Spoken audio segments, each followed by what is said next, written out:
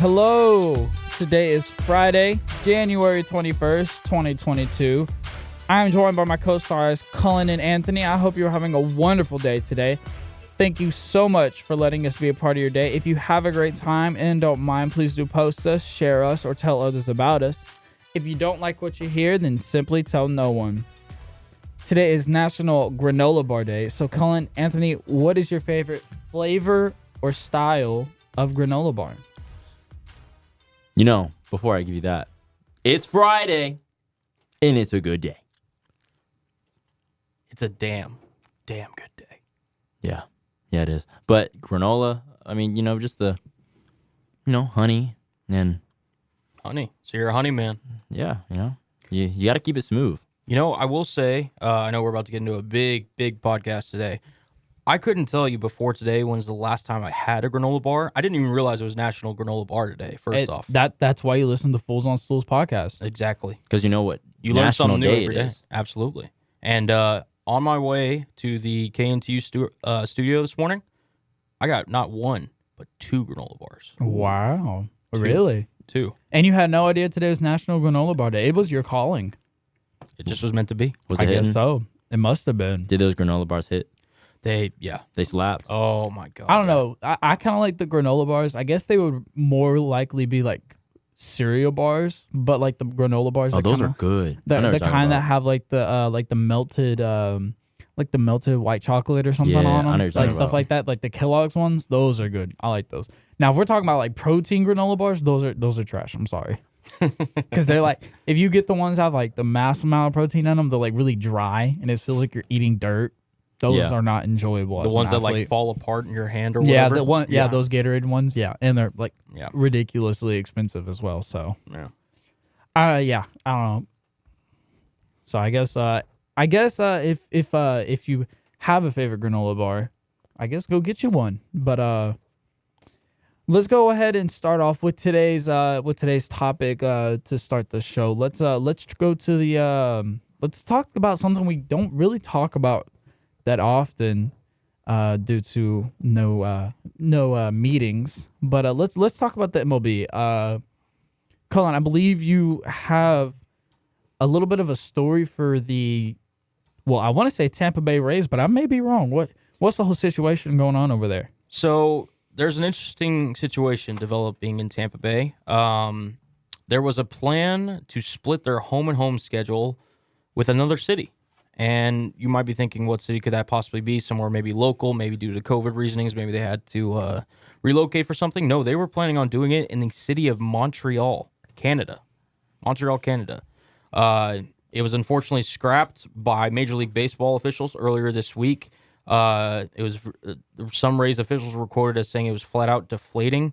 Apparently, the Rays officials had spent over 2.5 years on what was eventually called the Sister City proposal, believing it to be the best path towards increasing revenue without permanently relocating the franchise. And personally, when I saw this story, it got me intrigued because really I'd never really thought of this concept before in terms of having a team that has, essentially 2 homes. Something that they could, again, expand their horizons, expand their fan bases. And I wanted to get y'all's thoughts upon it because it got my mind racing with endless possibilities. Anthony, go ahead. I think it's a good idea. Have it in Montreal. I mean, I've been to Montreal. I've been to Canada before. It's very nice. Great city. Beautiful city. I think there's nothing wrong with it. I mean, I don't know why the MLB decided to, cancel on it for it being in Montreal. But, do what you have to do. It doesn't directly say in this article, but if I did had to guess, I'd have to guess it had something to do with money. Something a little too cost effective for that. I guess. Yeah, everything's always got something to do with money. It's gonna be probably a marketing reason if I had to guess. Yeah, like they say, if it don't make money, it don't make sense. And I guess it doesn't make sense. I guess not. Truer words have never been spoken. But as I mentioned before, with there being no meetings, did you have anything you wanted to add on that one, Cullen? The main thing that I wanted to kind of get across was just proposing that idea and seeing how it landed with you guys, but also too, if hypothetically, and we don't have to just limit it to baseball, but I know we're on the baseball topic, so we'll probably stick here. If you could, have a team, have a sister city, would you? And if so, what city would you want that team to also relocate to? Or is there just a team that just doesn't belong in the city that they're currently in? I'll throw it over to Anthony first. Anthony, what do you feel about that? I just think there's too many teams in LA and New York. Like, They're big obviously markets. the big obvious, and you're gonna like this because you're a Seattle fanatic. Bring the Sonics back, please. Like, put a team in Seattle. Seattle is wonderful. I mean, their fans are incredible when it comes to hockey. Were you talking about baseball wise or? I know we're speaking specifically on baseball, but across all sports. Okay. I must have misheard you. Okay, then cool. Yeah, but like, sorry, like, Anthony, finish. But like, put a team back, put a basketball team or even a baseball team in Seattle. I mean, I think Seattle has a baseball team. The Mariners, yes. Yeah, the Mariners. But if we're talking about all sports, all across, man, put a basketball team back in Seattle, please. I know there have been talks of Kevin Garnett, the big ticket, trying to put a team back in Seattle. Those talks are in the making right now, and I mean, that would be fantastic. I mean, I think for the NBA, it would be great for them to have another team back in Seattle, or even another team. I mean, or in the UK. I know that may sound crazy, and I know that there have been talks, or I believe there have been talks, especially in the NFL, about putting someone in Europe or in the UK or something like that. And I mean, they do play games in London, for the NFL, and I think that fan base there they love their football, not just football, but American football too. So. Absolutely. To add on that, how cool would it be? And I know they don't do this yet, but how cool would it be if they had like an annual Hawaii football game? Oh, that'd be nice. Like a Hawaii NFL game. That'd be nice and cool. warm. Well, I mean, they did have it. It was called the Pro Bowl until it got moved. Okay, yeah. Okay, yeah, but that's college, though. Who watches the actual Pro Bowl? That's true. That's a good point. So I'm talking about like an NFL game. Like if they had like an annual NFL game in Hawaii, I think that would be pretty cool. You know what they need to bring back? Speaking of the NFL Pro Bowl, they need to bring back like the skills challenges of the NFL. There. Yeah. Like I was watching an old YouTube clip not too long ago of Brett Favre and some other quarterbacks back in the 2000s, 90s, where they were having a throw off. Oh, yeah. I saw that with Peyton Manning and Tom Brady. Yeah. Could you imagine Josh Allen and Patrick Mahomes in a throw off? Oh, dude, I'd pay. To see who had the strongest arm in the NFL? Are you kidding me? Who do you think would win? I got to give it to Josh, bro. I really do. Or Pat? See, because Pat's like the big name, right? Like Pat, we all know Patrick Mahomes makes the behind the back, left-handed passes, whatever. He does the crazy stuff. I truly believe the kid from Wyoming, 6'5", long, big. I just think the kid from Wyoming. I mean, hey, listen, like I like it. I really think he has the strongest, just pure power arm. All right, well, in the NFL. to get back on track, I'll answer your question, Cullen.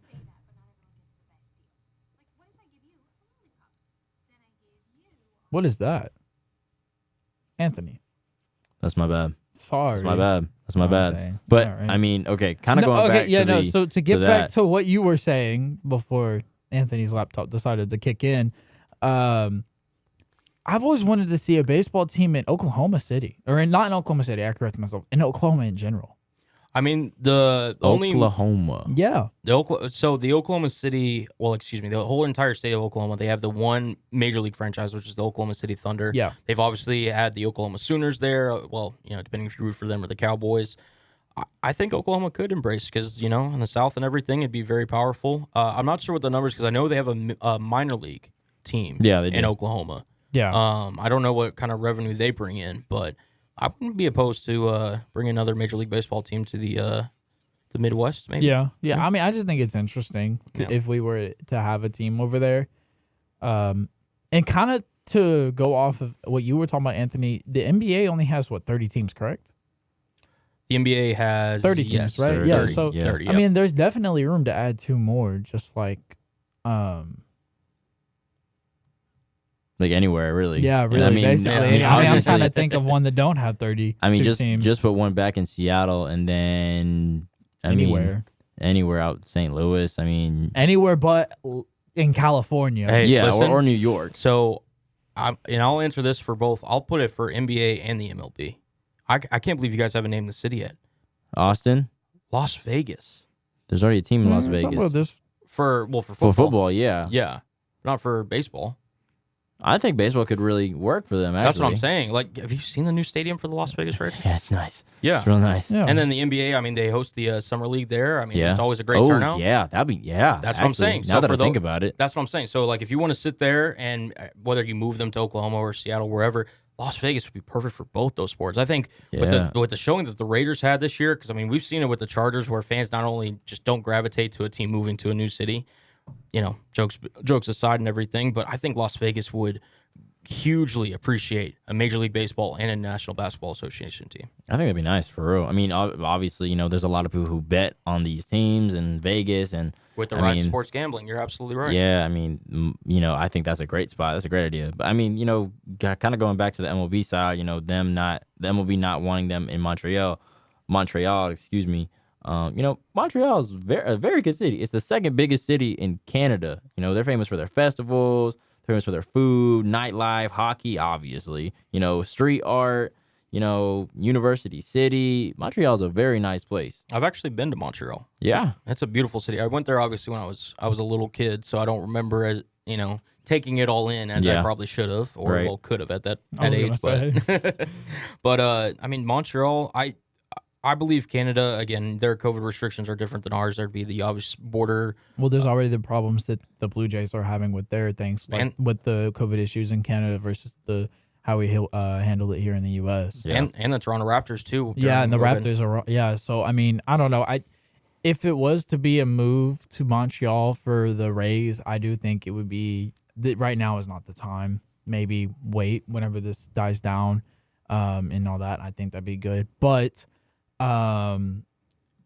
hopefully we get baseball back soon. There was a report by Jeff Passan the other day that the MLB and the MLBPA are expected to meet this upcoming Monday. The union is actually going to present a counteroffer, and I guess we'll just have to see where it goes. I mean, this is only their second meeting since the lockout began, so I mean, I guess we'll just have to see where it goes and see if anything comes out of it, because the last time nothing came out of it. I mean, they said that if someone decides on a resolution, they're going to take the first one off the board. That's what they said. I mean, I reported that story on KNTU for the last hour, and that's what they said. They said that whichever deal comes out first, we're going to take that. And I mean, obviously, I think that's the best idea. You have to be iffy on that also, because the first idea may not be the best idea, and it could backfire on them easily as the season starts and spring training comes on. Very much so. Yeah.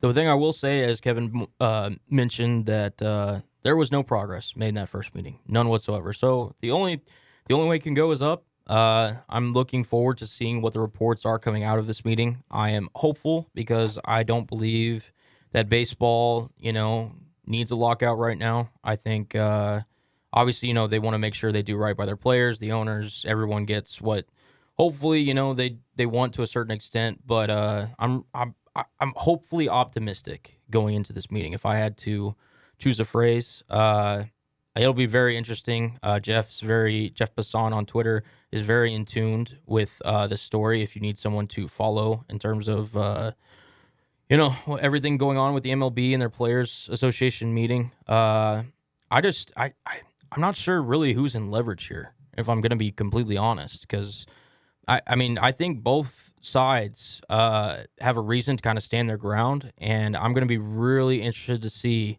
kind of where things lie after that meeting on on this upcoming Monday. Yeah, I mean that's really all we got right now for that, is that we know that there's going to be a counteroffer to be proposed, and I guess we'll just have to wait and see how that turns out. But I mean, do you guys really think that there's going to be a resolution after Monday? I really hope so. I think if someone's coming with a counteroffer, I think there's more possibility than if they were just to meet blindly. Yeah. To jump down from the major leagues. And I want to get y'all's opinion on this. So there is reporting that, well, it's not really reporting, actually. It's true. There's going to be robotic umpires in AAA baseball. And let me dive down in this a little bit more, because I don't know what someone's picture is in their head whenever I say robotic umpires in MLB. but this is really what I mean. It's called the ABS, the automated ball and strike system. Basically, the umpires won't be replaced, but minor league baseball is looking for the technicians to make this system, and they want to see how it works in the highest level of minor league baseball, that is AAA. And I guess it really just depends on how long you've been watching baseball to determine how your stance on this. But how do y'all feel about this? I mean, I think that if well, this was my first thought. Well, hey, I mean, at least if you hit him with a baseball bat, no one's getting hurt.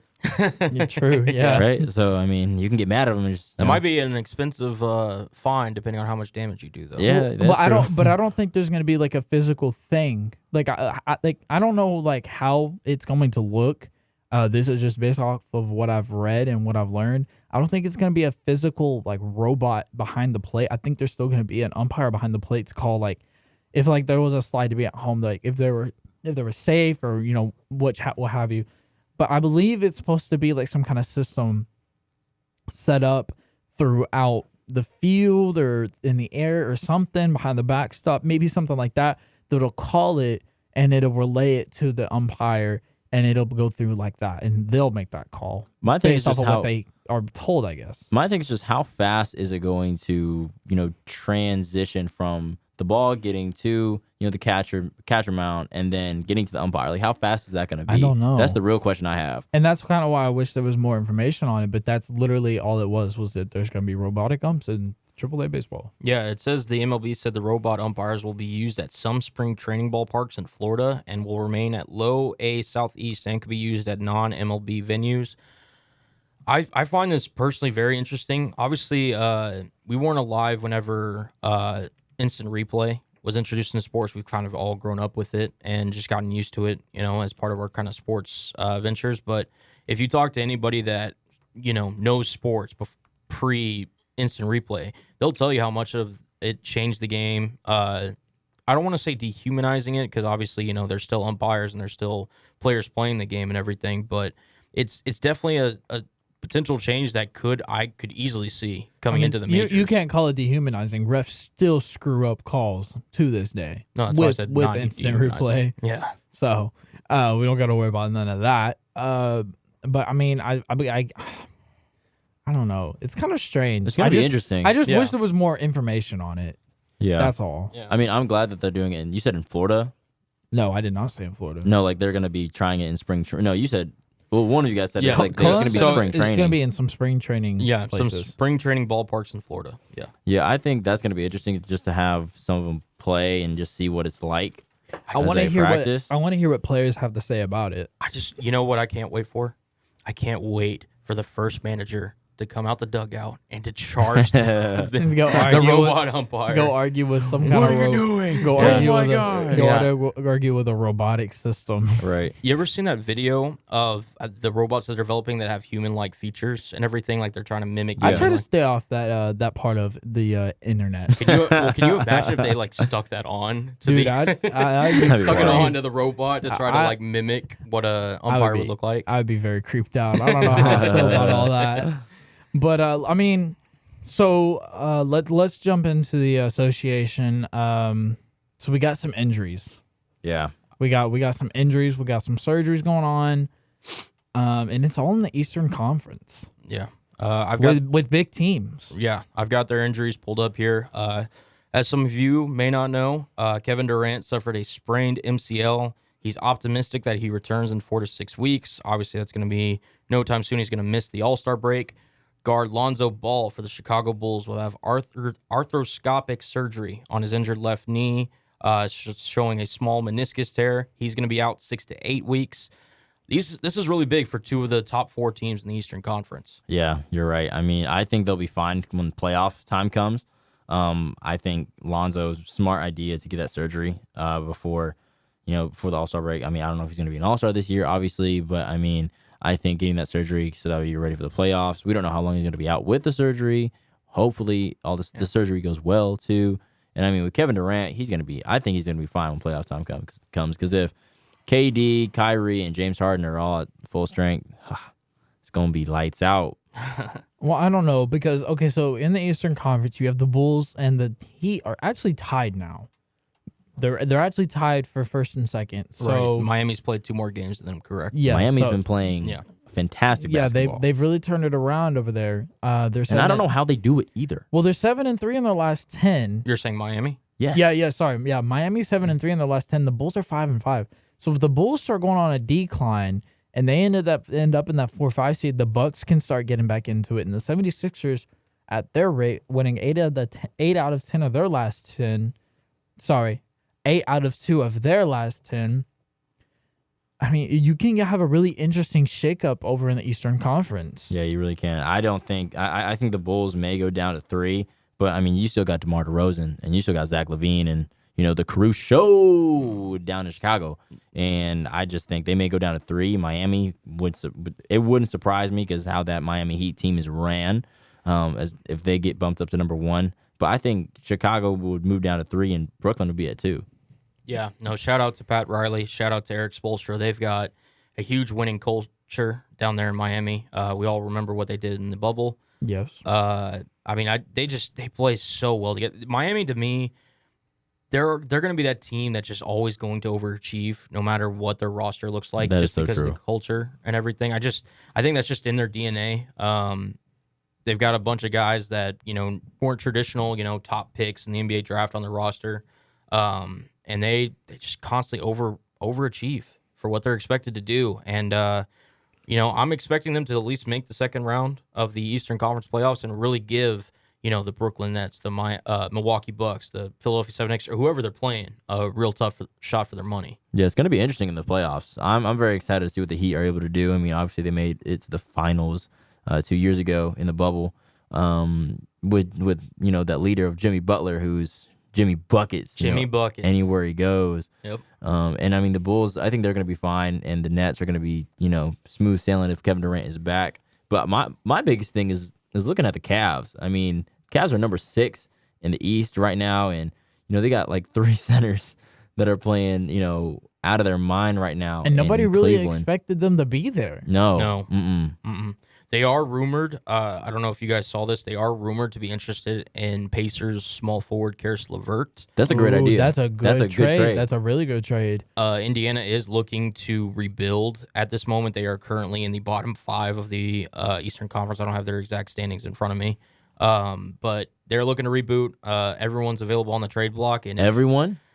Even Sabonis? Even Sabonis. He was rumored in the De'Aaron Fox potential Sacramento deal. What was it? Either earlier this week or last week. Again, the talks fell through and everything, but yeah. Sabonis needs to get out of Indiana. I'm sorry. Yeah. I would love if he, as a Mavs fan, I would love for him to be on the Mavericks. Yeah. But then again, they got so many power forwards. While we're talking about the bottom 5 of the Eastern Conference, let's talk about the underachieving Atlanta Hawks. I mean, yeah, that's surprising. What are they doing over there? And the Knicks. I mean, what are they doing? So whenever you have a guy like Trae Young, right? So like Trae Young, we get what he brings to the offense. He can shoot it from deep. He can, dish it out. He can run the floor, from all different angles. Outside of his size, you really, love what Trae Young brings to your, club on the offensive end. Defensively, though, he's a liability. You're essentially playing 4-on-5 defense, and you have to really build around him and hope that he can efficiently shoot the ball consistently 9 in and 9 out to make up for his lack of his deficiencies on the defensive end.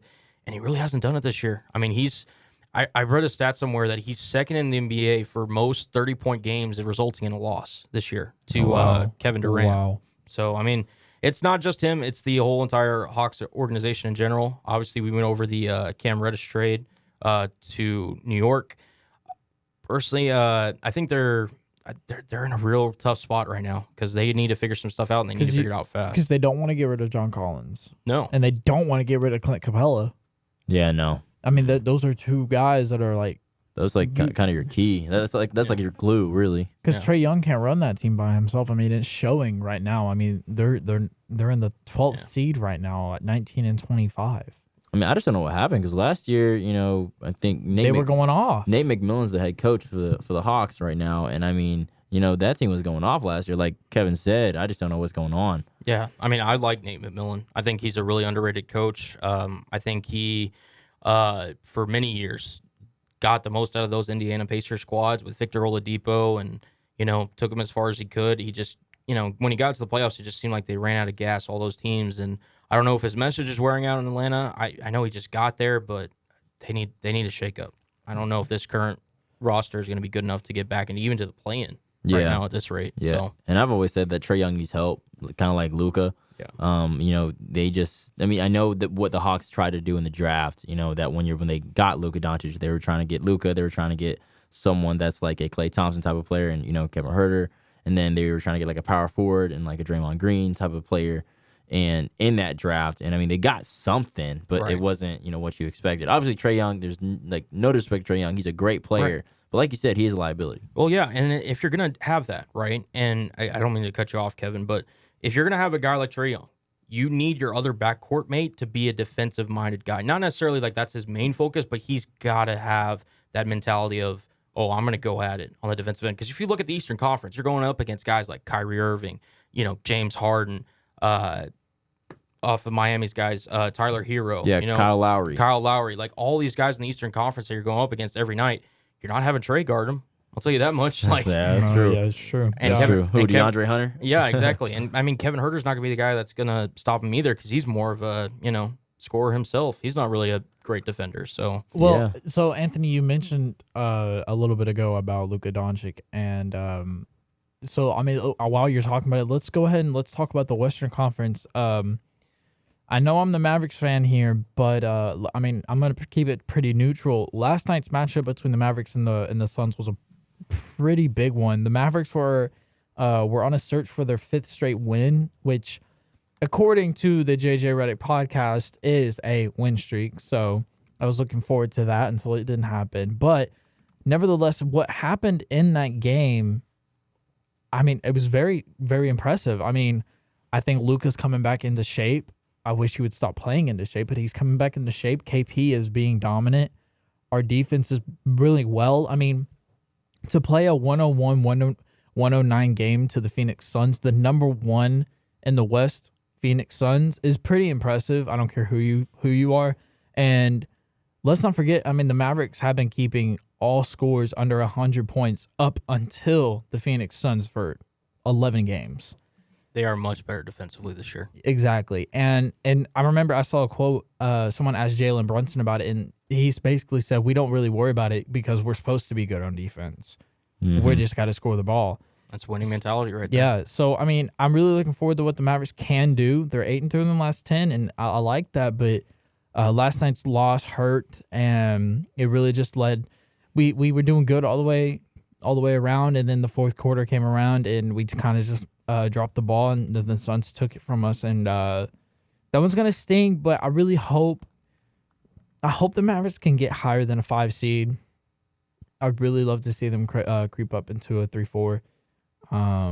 But the Jazz, the Grizzlies, the Warriors, the top 8, I'd like to say, of the Western Conference are jam-packed, pretty strong. Yeah, looking at it from from a different perspective here, obviously not being a Mavericks fan myself. Yeah. The Mavs were competitive, and honestly, they looked like they were going to win that game up until the fourth quarter. Unfortunately, they were outscored by Phoenix 35-19 in the final frame. Yeah. That's not going to win you a lot of ball games, unfortunately. And I know you showed up in your Luka Doncic jersey today. I think Luka Doncic is phenomenal. I think Luka Doncic is a future. And since I started talking about, ever since I dissed on his step back in last episode, he's been hitting it ever since. He hit the step back. He did. So the one thing, if I could ask for the future MVP, and I truly believe a future NBA champion, he's got to get more consistent with his shot. It's getting to a point now where it's, I get that he does so many things well for you, and I'm not saying it's like a weakness by any means. He shot 2 of 9 last night from behind the arc. He's in a career 32% 3-point shooter, this season he's shooting just over 29%. It's something he needs to work on, because if Luka adds that to his game, like you said, with his step back and everything, it changes his game completely. We know what he brings on the offensive end. He's going to get you 8 rebounds. He's going to get you 8 assists. He's going to score at least 25. Just needs to get more efficient. And that's why, as Mavericks fans, we hate it whenever he comes in out of shape and plays into shape, because we always have a slow start like this, and it always turns around like this. I just hope it's not a first round exit like it always Has been. pans out to be. But I mean, I would like to think that the Eastern and the Western Conference is going to be a really good matchup this year. I think we got a lot of good teams. The Timberwolves are kind of doing their thing. The Grizzlies are up in the 3 seed. The I mean, Jazz, the Grizzlies have always been doing the thing. yeah, I know. Well, you mean John Morant been doing his thing, but yeah. Not no, just it's- him. Not just him. it's not just Not Ja just him. Morant. I didn't. Okay, I'm not saying it's just him. I'm just saying You just said it You was just said him. it. You just said You gonna that say it word for wasn't word. just I him? didn't say- word or for say word. You just said I that. didn't It's say- just Ja Morant. I did not say it's just John Morant. You I got said, Bane. Okay, whatever. You got Jaren Jackson Jr. I said Dylan Brooks. I said Dylan John Brooks. Morant has been doing his thing. I did not say just John Morant. Well, we need to rerun the tape. We'll go on that back one. and- Oh yeah, Yeah, yeah. we'll Go go back ahead. to the tape. Yeah, y'all go ahead, do whatever Folks, y'all if need you to think do. if you think that Kevin said just Ja Morant, then put a like in our Twitter, okay?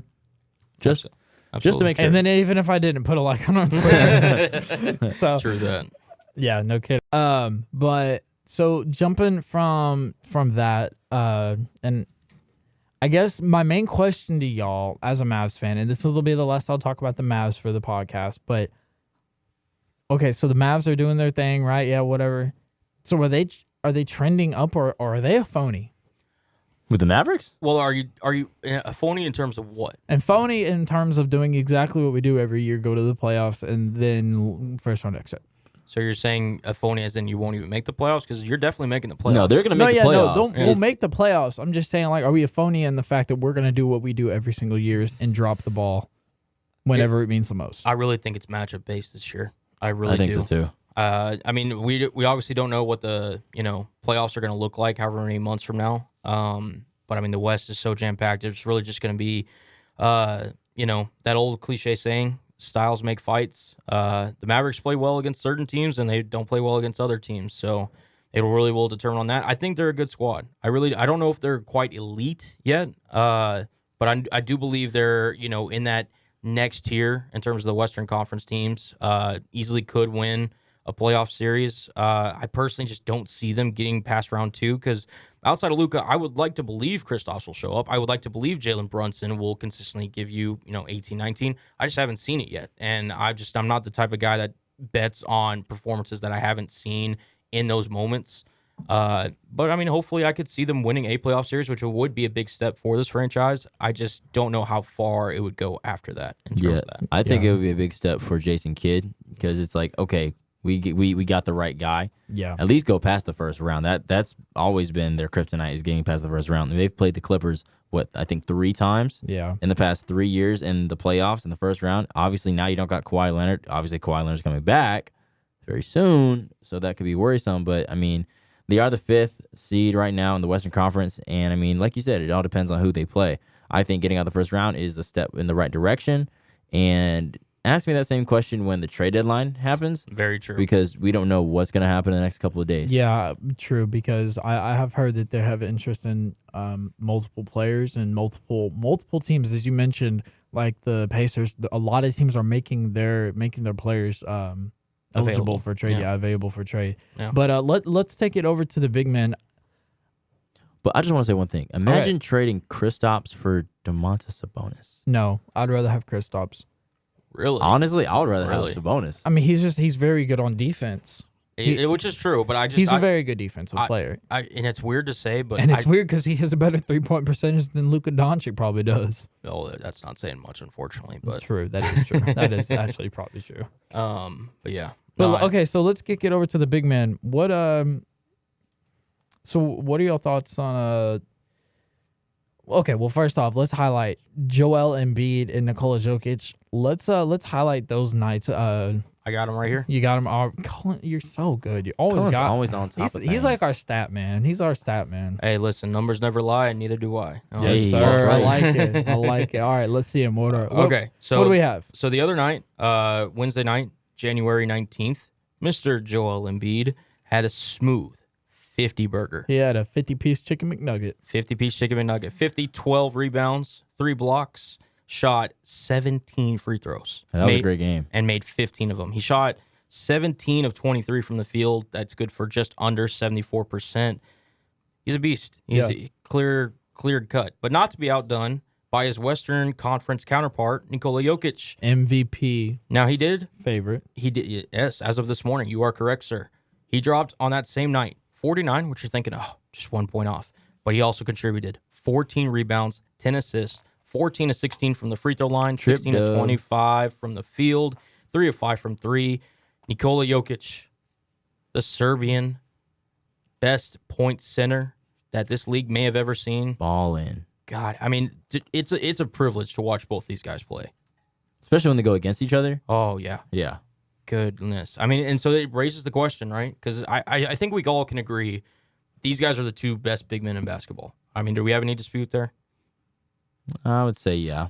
Do you agree, Kevin? Those are two of the top big men, yeah. Yeah, for sure. Okay. I agree. So that raises the question. If, you guys were running a team, whether it be the Mavericks, Lakers, or whomever else, which one would you rather have on your team? Nikola Jokic or Joel Embiid? Personally, I'm gonna go ahead and go with Jokic. And the reason being is I feel like he's more of a team player than Joel Embiid is. And he's just a funny guy. I feel like he's a great locker room presence. I mean, if they didn't... they're killing it. But imagine if they had Jamal Murray. Yeah, that'd be scary. Imagine if they had Michael Porter. Oh.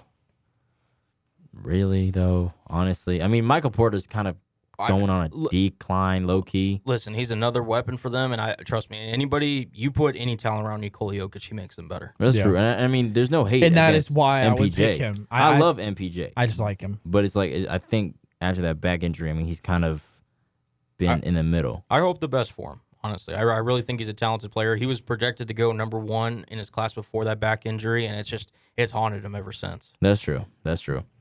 But I mean, I would say for But me, yeah, I take Jokic. I take Embiid.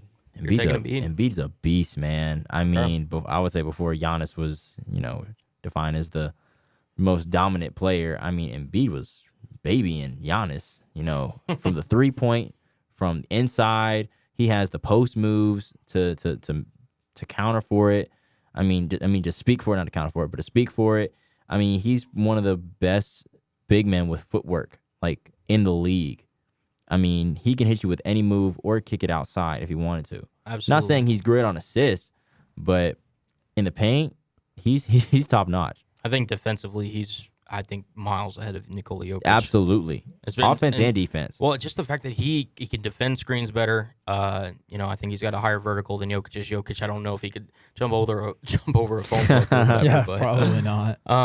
Me personally, though, here's the thing. On any given night, if you're just talking me at their best, I will agree with you, Anthony. I think Joel Embiid, just at his peak, is better than Nikola Jokic. I just think his overall potential, his athleticism, his game, everything, right?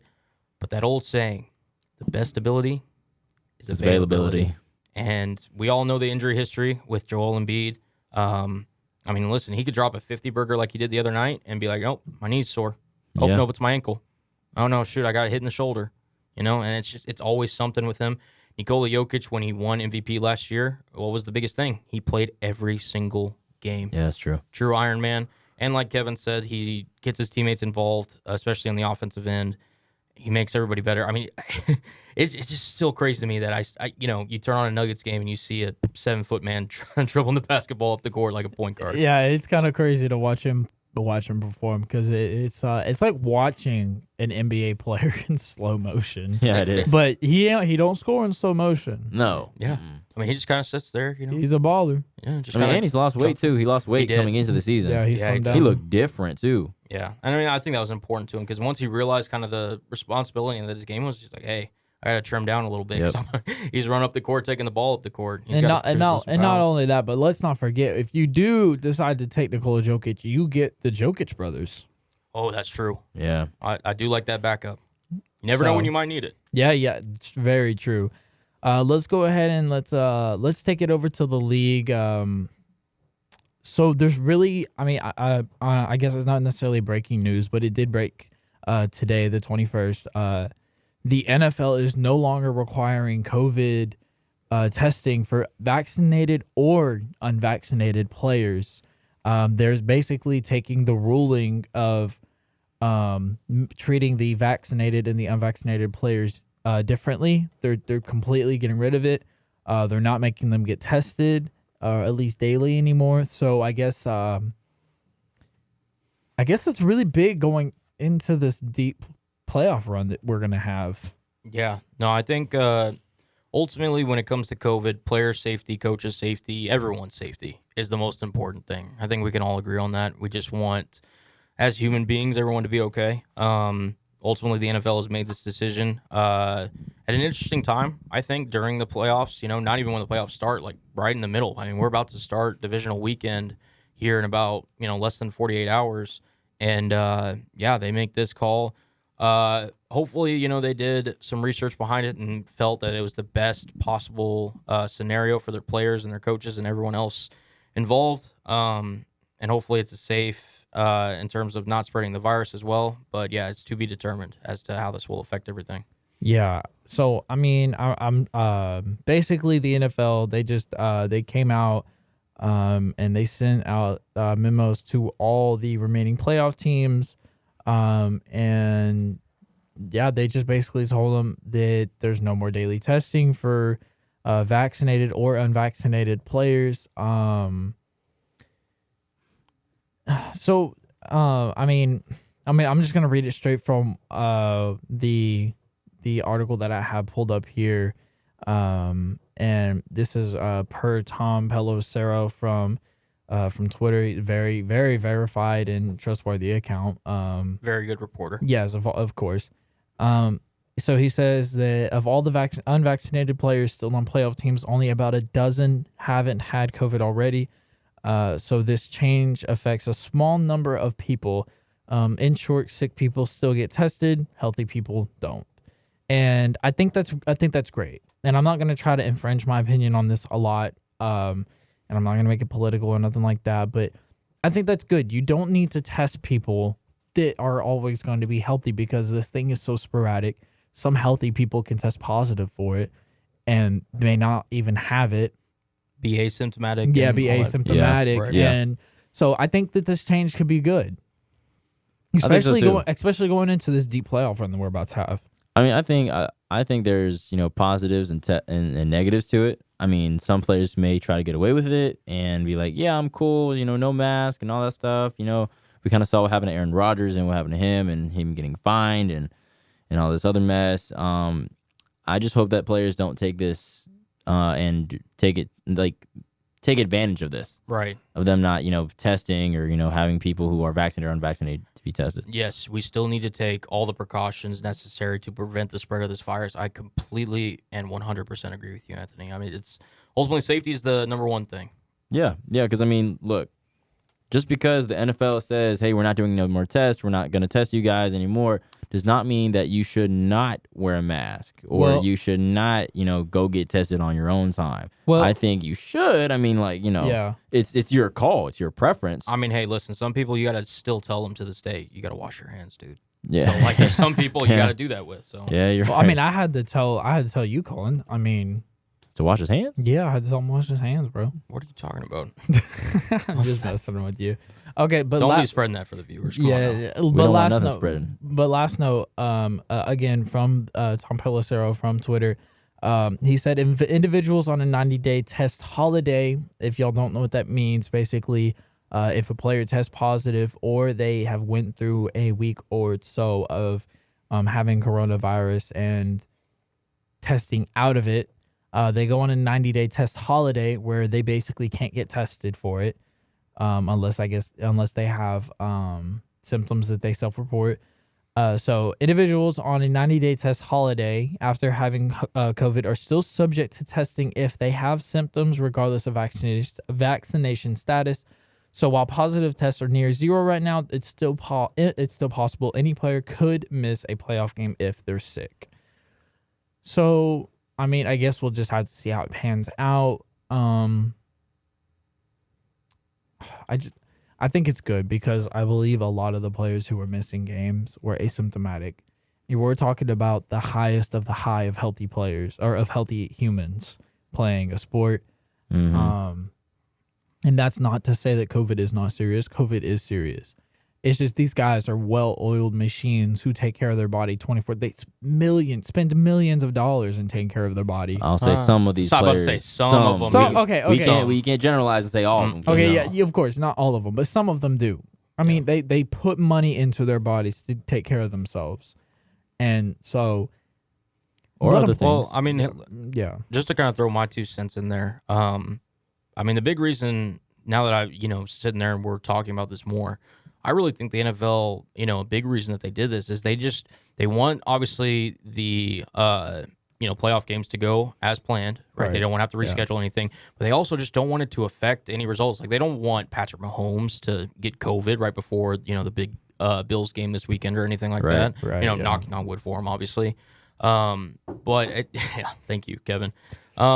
So obviously, I mean, that's kind of what I think is going to be a big reason. I don't know that personally. That's just speculation at this point. But as long as it's not at the safety of everyone involved, I'm okay with it. Again, it's to be determined how this will affect and how this will go on in the future. But yeah, I mean, a lot of NFL players were self-reporting themselves.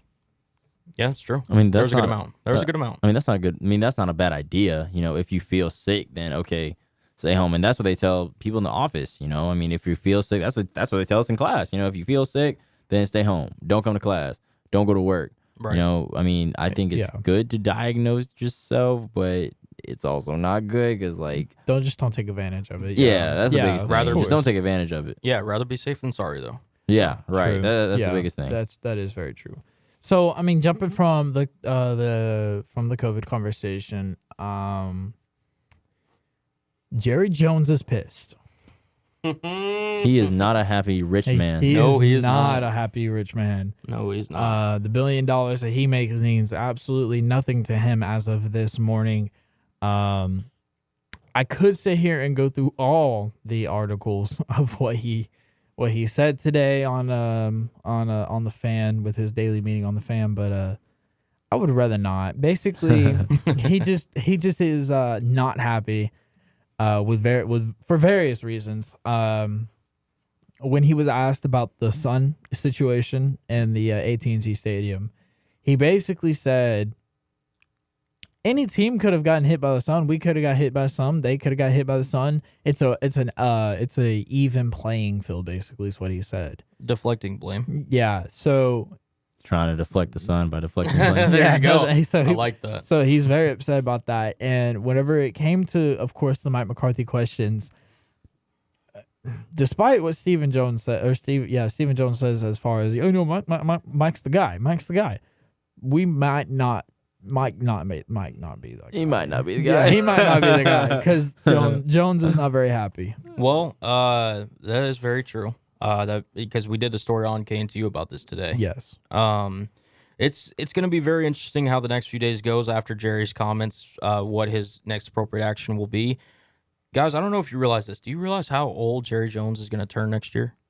Just off the top of your heads, without Googling it. Like, what, 80 something. 80 on the dot. 80? Ah, yes, sir. During on the football season. Credit to Anthony for getting that. That's what I'm talking about. He's 80 years Man, old. that's old. I mean, that's not old. To Hey, all the old, listen, man. all the people who are aging like wine, because, Hey, you're listen, getting older, but you're aging like wine. listen, you we know? don't say 26 years old. It was 26 years young. Yeah. 21 years young. Yeah, 80 19 years young. There I we mean, go. when you're 80 years young and you're a billionaire, I mean, hey. But ultimately, Father Time is undefeated. Jerry Jones, I think, Kevin talked about taking care of their bodies that these athletes do. Jerry Jones may not be the perfect, candidate for taking care of your body this old. I mean, granted, you're running a multi-billion-dollar, sports team and everything, so he may not. And more. Right. So he may not be in the best, with all the stress and everything, may not be in the best physical shape. Again, we're not wishing any of this upon Jerry Jones, but again, he just kind of sit there and he's like, how many more seasons can I waste of this window? Because the Cowboys are in win mode now. I think we all agree. Yeah. Cowboys are in win now mode. Well, they have the players to be in win now mode anyway. Exactly. And I think it'll be very interesting to see the next, I'd say, week. Definitely keep an eye on everything Cowboys related. I mean, John Makata, any Cowboys insider, definitely have their notifications on because you never know when an announcement might drop with Jerry. So Very, Yeah. very good person to follow. I follow him myself. I have his notifications on. Partly that's how I heard about the whole Jerry Jones situation, and that was before ESPN dropped it as well. So if you want somebody for that, you should follow it. You should follow him. I mean, Jerry Jones went off today. Yeah, though, he on was the not. fan. Yeah, he was not yeah, happy. like we said, he was not a very happy man. Not he happy. he was going off Not on the happy fan. at all. No Jerry smile today. No Jerry smile today. So let's but speaking of coaches, and not Mike McCarthy, but speaking of coaches, Cullen, I believe you have a list for us. I do.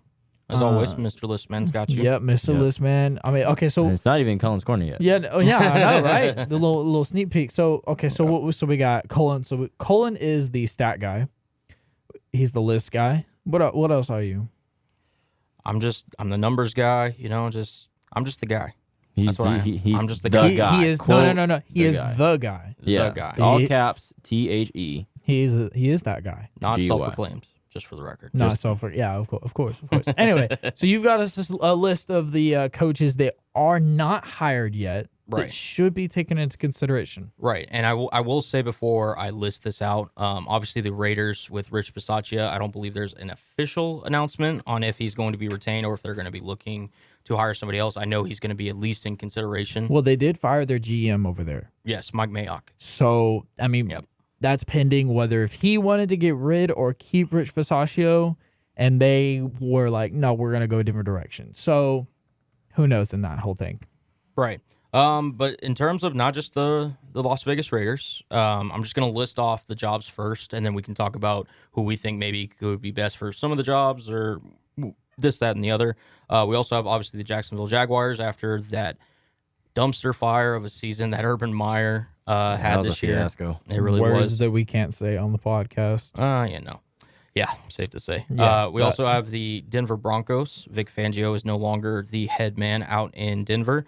We also have the Chicago Bears. Matt Nagy, some would say long overdue, out in Chicago. We also have the Minnesota Vikings. Mike Zimmer, also their GM, is out as well. In Minnesota. they did a clean sweep. Yep. New York Giants. Who just recently got a new GM. Yes. Yeah. They recently did after their last one retired. Instead of Yes. gotten fired. Retired. Yeah, of course. Right. Miami Dolphins, still, I think we all can agree, the biggest shock in terms of head coaching openings. Yeah, that was wild. It was a shock until further information was released. Right. And then finally, the one, let's not forget, the Houston Texans. Yeah. Good That was luck, a shocker. Good luck with that one. Yeah. No, I mean, listen, He was doing his thing over there, and maybe there is a man out there that can convince Deshaun to stay if he ever comes back in the league. I don't know. I think there's more situation than that. If I were to walk into that Houston Texans organization, number 4 is not my quarterback. I'm gonna go find me another one That's because fair. I'm not depending on it. Hey, listen, for what Davis Longneck Mills, he wasn't too bad in spots this year. Not too bad. Maybe not your future, but anyways, so we've got those 8, obviously, with the caveat of the Raiders. I'm just going to count the Raiders just for the sake of this argument. So we've got 8 openings in general as of right now for terms of head coaches. I got a little just kind of quick. I'm going to kick it to you. I'm going to kick it to both of you, not both of y'all at once, obviously. But I just want you to name a coaching candidate that's been rumored out there, whether it's defensive, offensive, whether it's an assistant, whatever. And I want you to put him with a team that you feel like he would work best at. And Okay. just give us your best reasoning for it. So I got a few. I know Doug Peterson's in there. I know he's floating around the air. Doug Peterson. I'm just gonna list off the names that I know off the top of my head. So I know Doug Peterson's floating around there. Mm-hmm. I'd imagine Nagy will probably pull a Bill O'Brien and go work for Saban. It wouldn't surprise me. Advisor. Yeah, no kidding. But so I know Peterson's hanging around there. Flores is definitely going to be a hot candidate. Mm-hmm. Is there a reason you haven't mentioned a certain coordinator that resides in Dallas, Texas? Yeah, that's yet? true. I mean, you are missing one. Hey, But honestly, I I have think- more, The biggest fish in the pond yet. No, I have a lot more. I'm trying to think of the Houston Texans old head coach. It was David Culley. David Culley. That's right.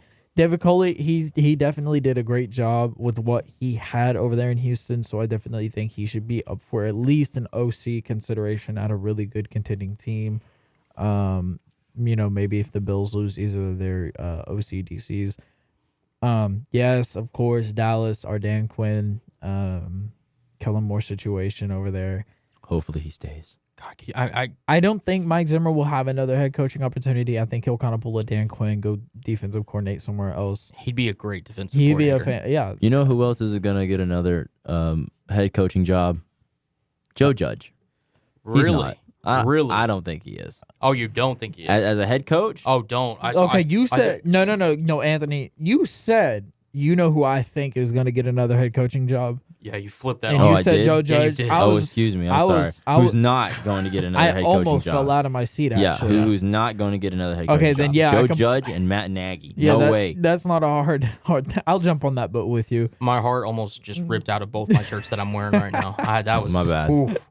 Joe Hey, Judge. Oof. He'll just blame it on the computer's not working. That's all. But Right. it'll be okay. It'll be okay. But Absolutely. so yeah, you got your two coordinators out in Dallas, and Eric Bieniemy. I know Denver interviewed him today. Mhm. I don't think Denver will go with him because I think Denver really wants Quinn, but I really hope Bieniemy gets a job somewhere. I do too. I think it's about time. Long overdue. Yeah, it is. Long overdue. Just to kind of piggyback off of that point, obviously I agree. Bieniemy would be a great coaching hire for, especially our young guy like maybe Justin Fields, Numerous maybe. of Yeah. reasons. Yeah. Numerous of reasons. 100%. Also, but like I said, just to piggyback off of that, obviously Brian Flores, I hope he gets another opportunity. If he has to take another year as a coordinator, wouldn't be the worst thing in the world. What if he went to Houston?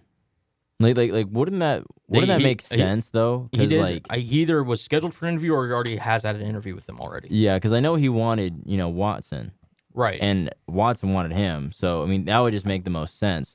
I Because it would be kind of funny if and sorry to interrupt, but like if it would be funny if Cully went to the Dolphins and they just they just flipped. I am excited to see some head coaches get hired. Right. Yeah. But the one sneaky coordinator that I feel like would do really well as a head coach that I think I've mentioned on this podcast before, Leslie Frazier, the defensive Yeah. coordinator for the Buffalo Bills. I think he's done a great job with that unit over the past few years. I think he could be a really big difference maker depending on which team he goes to. I'd love to see him in Vegas personally.